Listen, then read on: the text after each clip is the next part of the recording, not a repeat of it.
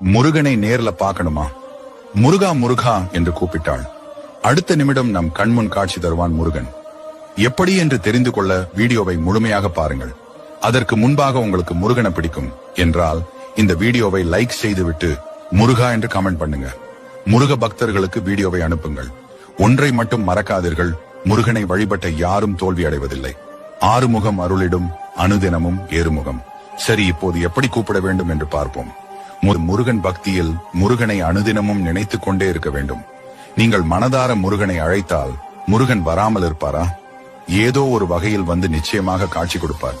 அது வேலாக இருக்கலாம், இல்லை மயிலாக இருக்கலாம், மயிலோட முருகன் இருக்கிற போட்டோவாக இருக்கலாம், இல்லை என்றால் இந்த வீடியோவை கூட உங்களை பார்க்க வச்சிருப்பார். நீங்கள் மனதில் இருந்து கூப்பிட்டால் நிச்சயமாக முருகனுக்கு தொடர்புடைய ஒன்று உங்கள் கண் முன்னே வந்து நிற்கும். நீங்கள் எதையாவது நினைத்து பயந்து கொண்டிருந்தால் உங்கள் கண் முன்னாடி யாம் இருக்க பயம்